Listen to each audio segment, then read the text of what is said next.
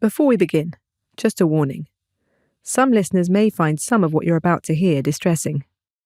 Also, there are references to suicide from the beginning, and some strong language. Last time on 17 Years, the Andrew Malkinson story. We were forced to go to court. The police said that there would be a warrant issued for us. We need the Greater Manchester Police to be more cooperative in finding the real perpetrator of this horrific crime. A system that is in denial about its mistakes. Was there ever any indication to you that he was capable of anything violent? No, not at all. No. They are not using their powers to obtain the documents that the lawyers have identified as being crucial to the investigation. That is what I would fault the CCRC for. As far as we were concerned, we were given all of the evidence that we asked for. And nobody ever saw you with a scratch on your face? No, because I didn't have any.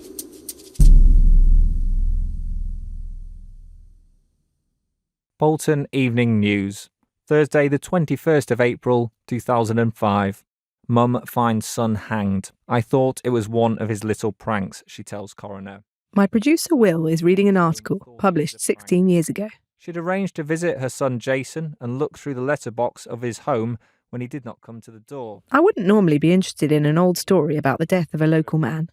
But what this article doesn't say, and what very few people who read it at the time would have known, is that he was also a suspect for the same crime that Andrew Malkinson spent 17 years behind bars for. His mother said she had a positive talk with her son earlier in the month. Another thing this article doesn't mention is that in July 2003, this man was alleged to have turned up to work with a scratch on his face. I reassured him that he had family that were close to him. The victim of the brutal rape by a motorway embankment in Greater Manchester had lashed out as she was being attacked and scratched the rapist. The man's father said he was a bubbly, happy-go-lucky lad and really family-orientated. He loved his kids.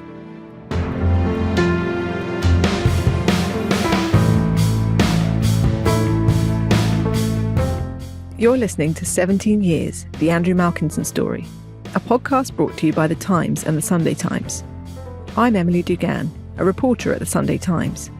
This is a series about how one man spent almost 2 decades in jail for a crime he says he didn't commit.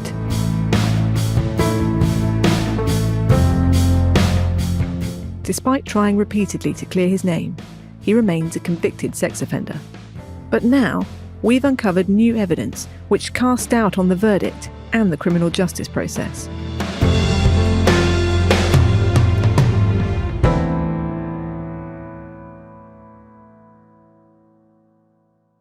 Things which just didn't add up, and I knew that identification evidence is notoriously unreliable, and that a lot of miscarriages of justice happen when it's given too much weight.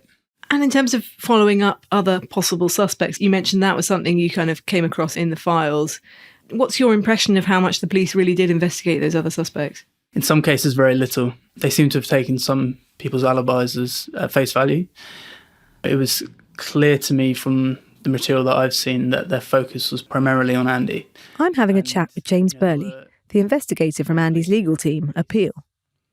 We've heard from James throughout the series. What the police did is they released an e-fit of the suspect. That was published in the local newspaper, and there was a flurry of calls from people who said, this person looks like the e-fit. We're discussing Greater Manchester Police's investigation back in 2003 and the scrutiny given to other suspects. It just feels like they got very little attention compared to Andy. The difficulty that we have all these years on, without any of the resources that the police have, is it's very difficult to investigate whether those other suspects could have done it. I mean, really, that's something that, especially in light of the new DNA evidence that we have, the police need to be getting a move on with.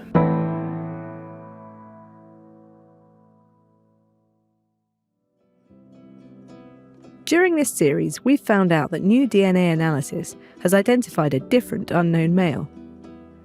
It's always been odd how Andy became the prime suspect in this case. He had no history of violence towards women, but he had been stopped by police a few weeks before the attack. He was new to the area, and they said they remembered his face. In part 5 of the series, we revealed that the Criminal Cases Review Commission misled us when they claimed they'd pursued every line of inquiry when they last looked at Andy's case back in 2018. Today, I have a final conversation with Andy, who reflects on his ongoing fight to clear his name. And I tracked down the former wife of a man from Salford who was one of the other suspects. Speaking for the first time, she has some worrying recollections of how the police conducted their investigation. This is the final episode, Part 6, Police Failings. When everything first came about, there was the effect put in the paper. That's Deborah Hardman, who, along with her husband, met Andy on holiday and who he later stayed with in Salford, Greater Manchester. They had a falling out, and the Hardmans would end up in court testifying against Andy. In Part 5, Deborah told me they were reluctant witnesses. I've spoken to her a few more times on the phone now, as I had plenty more to ask. My family was well known. I think when you're known by the police, they sort of try to pin everything on you, if anything happens. Deborah remembered when Andy first came to the police's attention. He'd been riding on the back of their son's motorbike. Andrew wasn't a well-known face in this area. It was a new face. They didn't know anything of him. And then some incidents happened, and then, they got to have somebody. She claimed the police had threatened her and her husband with arrest and forced them to go to court. They sent summons papers to the house, and we'd have to attend court. So either way, we had to go. The police are entitled to take action to make a witness give evidence. But this time, Deborah told me something else. The other thing you mentioned was seeing on the paperwork describing previous convictions a pending charge. Can you just explain that a bit more? Because for myself. Yeah. I think it was just all made up. Even though I had convictions when I was young, because I was in children's homes and stuff, and this pending of mine was fraud and deception, or something like that. Was it mentioned in court, that pending? No. Details of Deborah and her husband's convictions were revealed to the jury in the trial, so it wouldn't be unusual for the police to show documents to a witness first. Deborah is saying that the sheet shown to her included a pending charge she knew nothing about, and that it never came up again. If true, she seems to be suggesting it was done to pressure her to portray Andy in a negative way. I'd put this allegation to GMP, but they didn't respond to this. And then, just as we were finishing up one of our chats, Deborah said this about the whole experience back in 2003 and 4. All in all, I think what happened altogether was my family had been made to look like bad people to him, and he had been made to look the bad person to us. Sorry, my dog's going mad. So, yeah, I think that's how it was. If you didn't quite catch that, Deborah summed it up as, my family had been made to look like bad people to him, Andrew, and he had been made to look a bad person to us.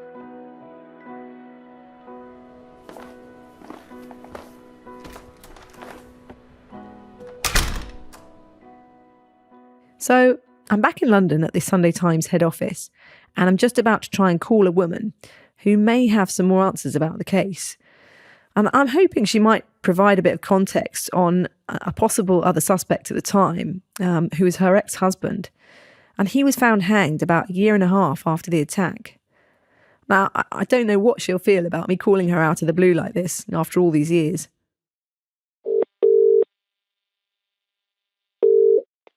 Hello?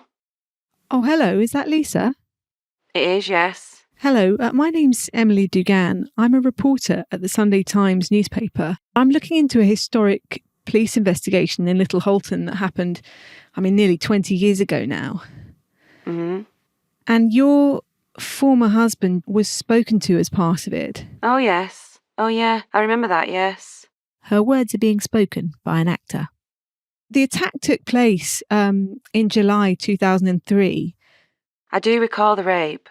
I think it happened on, what's that road called? Like Clegg's Lane, you know where you go over Falmouth Bridge? That's it.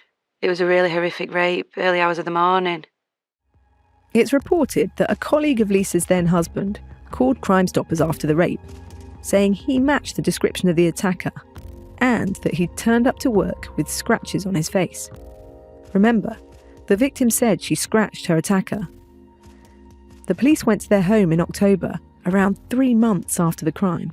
I recall them coming and they said, I don't know if this sounds really bad, they said that they had someone for it, but they had to follow all lines of inquiry so that they didn't seem like they were being biased.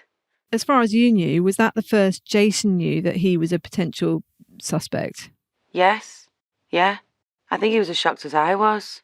Back in 2003, Jason was in his late 20s. The couple had a young family and were living less than a mile from where the attack took place. Andy had no previous history of violence towards women. But I discovered this wasn't the case with Jason. The relationship from the beginning, as soon as we moved in together, it became pretty violent. Like when I was 18. As we got older, I kind of learned to stand up for myself, so it wasn't as bad. And what sort of things would he do? Punch me, stuff like that. He never beat me. He probably just dragged me around by my hair, stuff like that. He never really left a mark or anything. I mean, I phoned the police several times. They were called out several times, but obviously in them days it was just, oh, it's domestic violence, there's nothing we can do, you'll take him back tomorrow. You know, stuff like that. It's grim listening to Lisa describe the domestic violence and the apparent attitude taken by the police. Lisa believes she confirmed to police that Jason was home the night of the attack. At the time, they were going for a breakup. If I've said to the police that he was there, then he would have been there. I'd have gone to bed with him being there. I wouldn't have lied. For sure. Although, is it possible that even if you didn't lie, that you just wouldn't necessarily remember from night to night? Bearing in mind the interview was in October and this was trying to remember one random night in July. I've got a shocking memory, trust me. I don't know if it was bad then as it is now, but yeah, obviously if it's just a random night, then no. Probably wouldn't remember. Especially 3 months apart. Do you remember him having a scratch on his face in July? I mean, I know it's a long time ago. No, I had 3 young children at the time, so no. My head was probably just all over the place. Because it wasn't long after that we split up and stuff, you see, so no, I don't recall him having a scratch. I know it's difficult when someone's died, especially, to kind of consider whether someone's capable of a crime like this, but he was violent. Is it possible he did it? I don't think so. He never did anything like that to me. He was never violent in the bedroom or anything like that, so no. I don't think he would have done anything like that, no. Lisa then mentioned that during the questioning, the police had asked Jason to take his top off. They looked at his front and he had to hold his arms up above your head kind of thing and turn around, and that was it, I think. He never left the house. He never had to go and talk to anybody. He was just at the house. I can only presume this was to check if he had chest hair.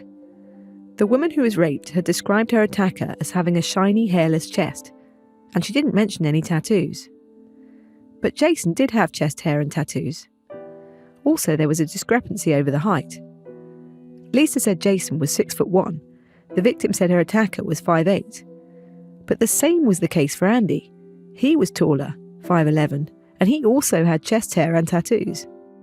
The thing is, when you look at the e-fit of the attacker, both Jason and Andy are white with short dark hair, and they could resemble the image. It just shows you the challenge of relying solely on identification evidence. Anyway, I wanted to know more about the police visit. And can you remember how long it lasted, roughly? Less than 20 minutes. They weren't here very long. And did they ask you any questions? If he was with me that night, or do a recall, you know what I mean? Something like that, I'm assuming. If I've said that, yeah, he was with me, then they'll have asked me that. The police should have known Lisa was a victim of domestic violence. After all, she says she called them about it. So why, as far as we know, was she only asked about his alibi when Jason was present? And why was there a delay of 3 months between the attack and police knocking on Jason's door? After all, if he had had scratches on his face, they'd have surely healed in that time. I put this to the force, but they didn't respond to these points. After the call, I spoke to Andy's lawyer, Emily Bolton. Well, I'm obviously troubled that he had a record for being violent and violent towards a woman, and this was not picked up. I mean, I would have thought joining those dots was fairly elementary policing. However, them saying they already had someone for it and this was just, I think she said something like they didn't want to look biased, so they were dotting all the I's and crossing the T's. I mean, that could be a way of putting a potential suspect at his ease. I mean, I'm not saying it was, I'm not saying it wasn't, but I don't think the police would rush through the door saying we're absolutely certain it's this person. That wouldn't necessarily be the best tactics to get the most information out of both him and his wife. I am concerned, however, that she wasn't spoken to separately. In part 5 of this series, we found out that Jason was a relative of John and Deborah Hardman. If they knew he was a suspect, there could have been a conflict of interest over their testimony at Andy's trial. I've since learnt he was John Hardman's nephew. Hello? Hey Deborah, it's Emily at the Sunday Times. How you doing? All right. I called Deborah up to ask if they knew Jason had been a suspect. She was completely taken aback and said they'd never ever heard anything like that. I asked GMP why this fact was not disclosed at trial. They didn't respond to that point. I should say that just because Jason was a suspect and a relative of the Hardmans doesn't mean I believe he committed this brutal rape. But what his ex-wife said about the police's conduct does raise questions. I'm trying to get a sense of the way different suspects were investigated and how thorough this was. Here's what Judge Michael Henschel said when summing up at Andy's trial in 2004. It's read by someone else. Mr. Samuels, that many names were put forward to the police in the course of the investigation. He said most of them were followed up after the defendant had been dealt with. He agreed that some were never traced, including one, rather more than one, who had previous convictions for rape. The officer was not asked any more details of those people, such as their ages or their heights or anything of that sort. But that was the situation. We know there were many other suspects that GMP didn't fully investigate, some with far worse histories than Jason.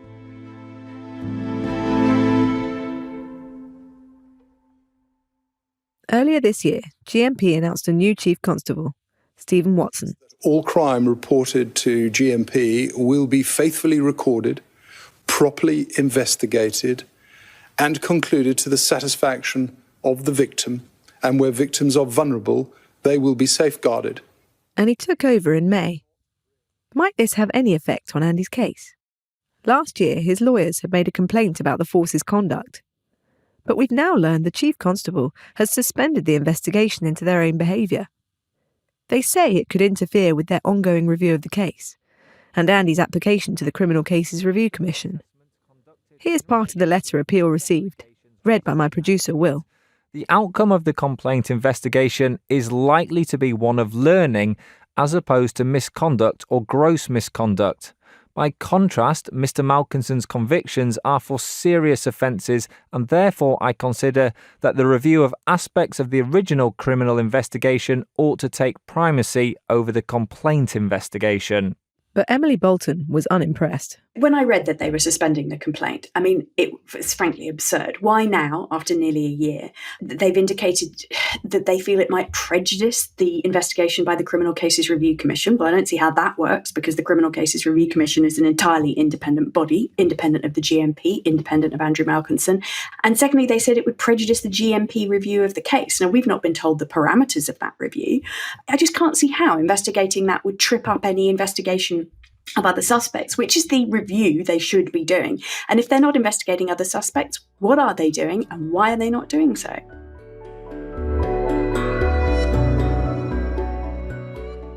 Hello, I'm Emma Tucker, editor of the Sunday Times. It's thanks to listeners like you that we're able to provide journalism that matters. Get to the heart of the story every day with the Times and the Sunday Times. Subscribe today and enjoy 1 month free. Visit thetimes.co.uk/stories of our times.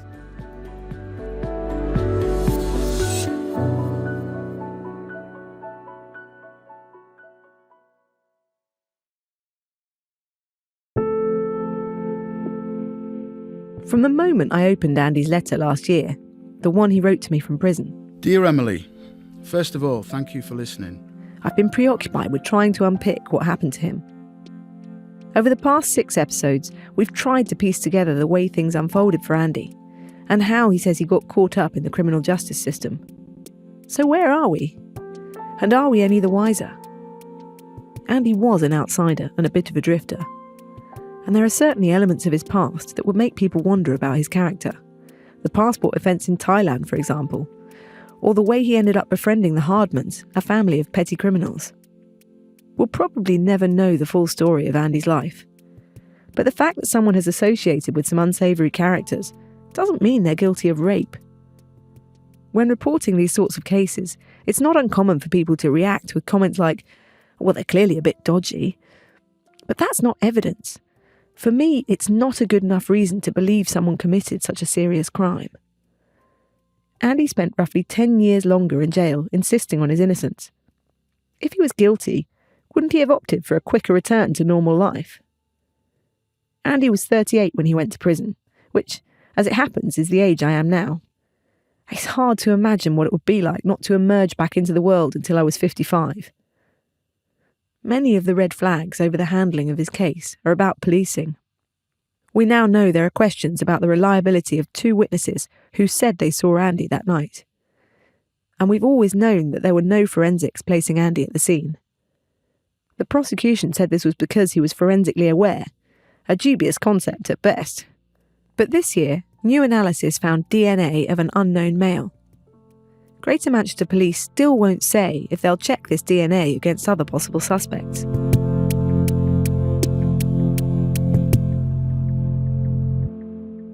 Andy's lawyers have never been happy with GMP's conduct.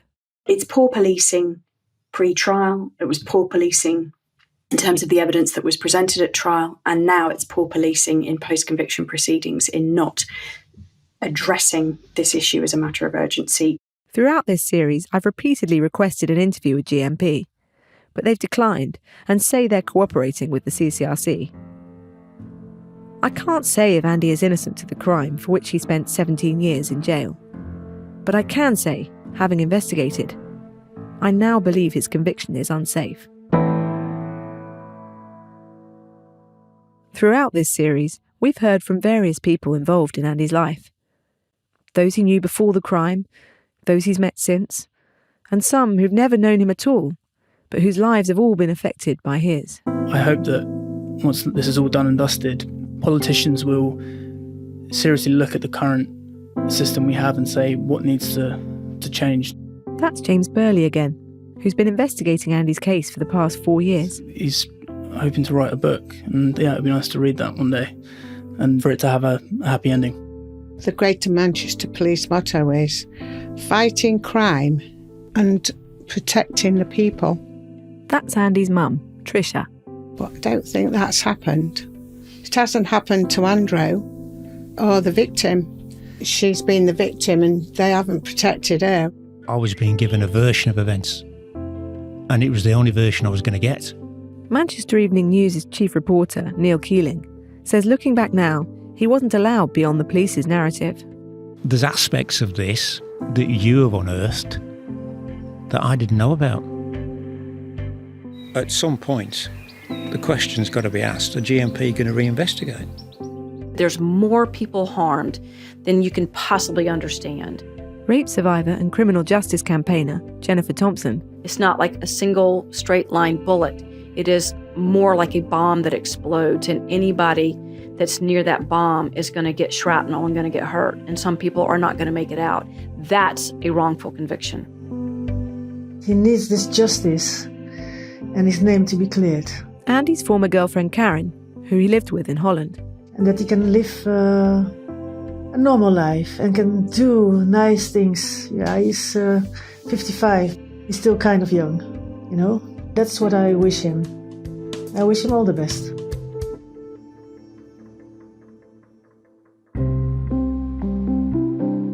Whilst this series has been going out, people have got in touch to tell me about their own potential miscarriages of justice. I hope to keep investigating. But back to Andy. It's been nearly a year since he left prison, and I met him for one final chat. We waited for the sun to set and headed to a nearby hill, a spot he says is good for one of his favourite pastimes, stargazing.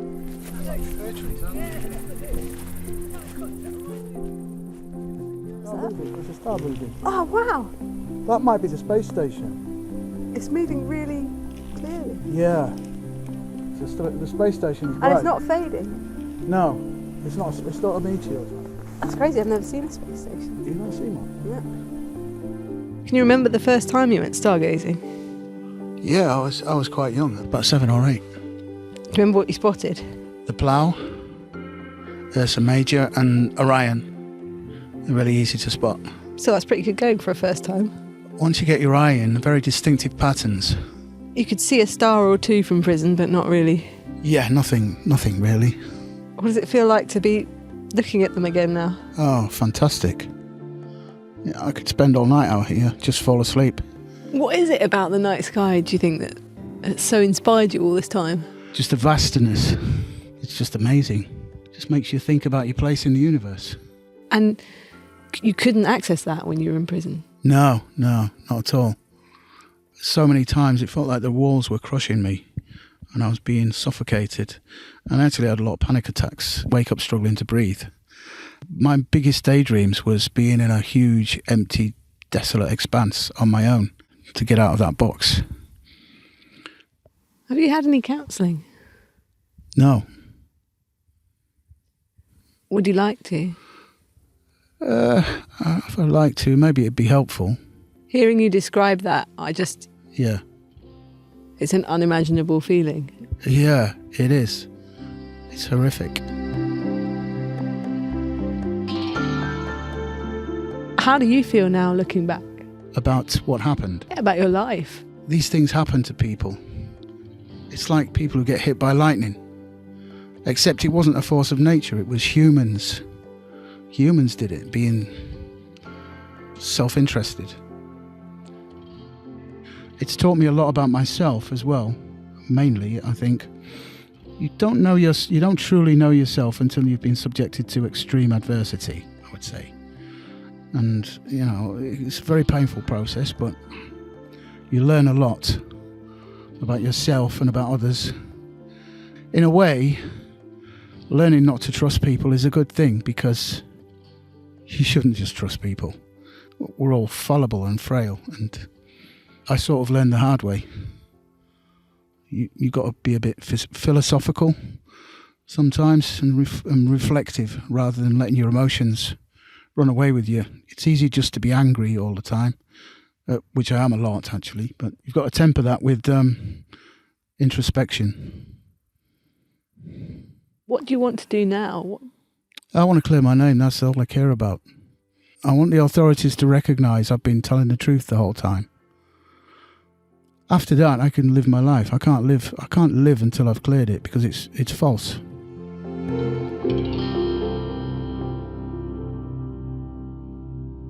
We paused for a moment. It was now completely dark. It was a clear night, and suddenly there were stars all around us. That's by far the brightest one. I don't know if that's significant. Yeah, it's almost dead overhead, that one. Yeah. Yeah. What is that?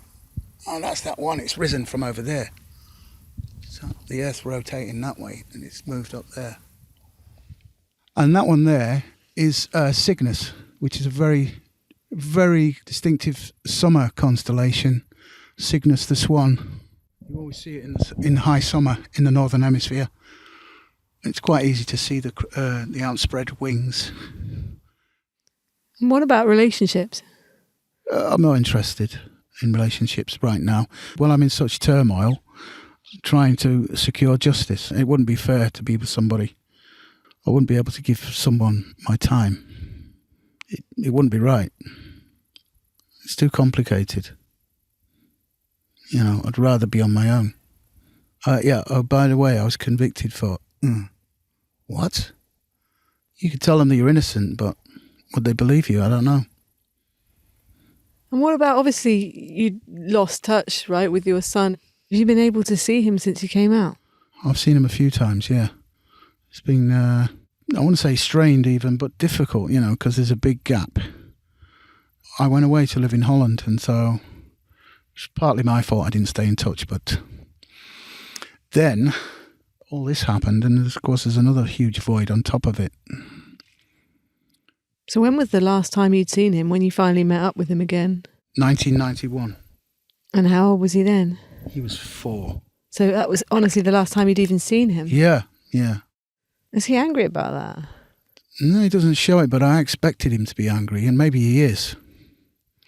Maybe he is, and rightly so, but I do regret not staying in touch. I never said I was perfect. I'm just not a fucking rapist.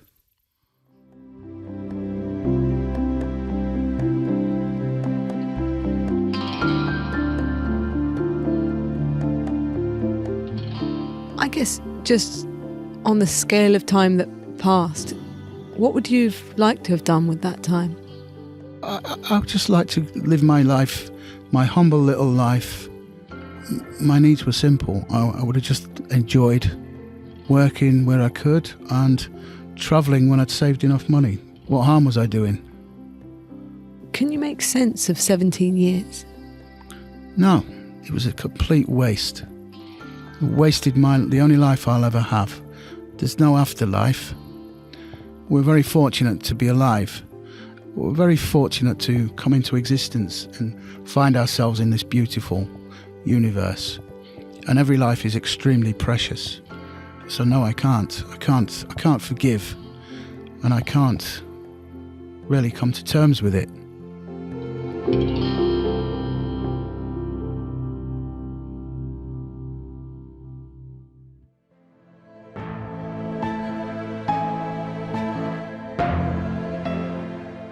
Andy's case is currently being looked at by the Criminal Cases Review Commission. We don't know when they'll make their decision as to whether it will be referred back to the Court of Appeal.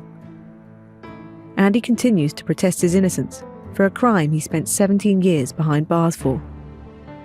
He remains a convicted sex offender.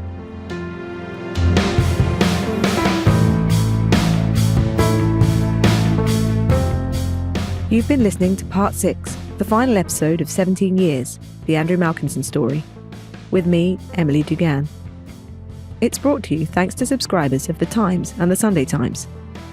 The series is written by me and Will Rowe. It's produced by Will Rowe, with assistance from Brenna Dardolph. The executive producers are Poppy Damon and Lynn Jones, with original music and sound design by Tom Birchall. You can now listen to the whole series in full on the Reporter podcast feed.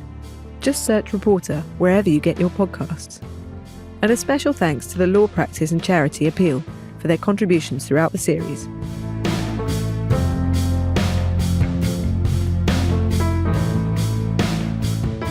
If you've been affected by any issues in this podcast, there are some helplines and websites you can access. Just go to the notes in the podcast description. Also, if you have any information that you want to share on Andy's case, or remember anything from the time, you can contact me directly. My details are also in the description notes.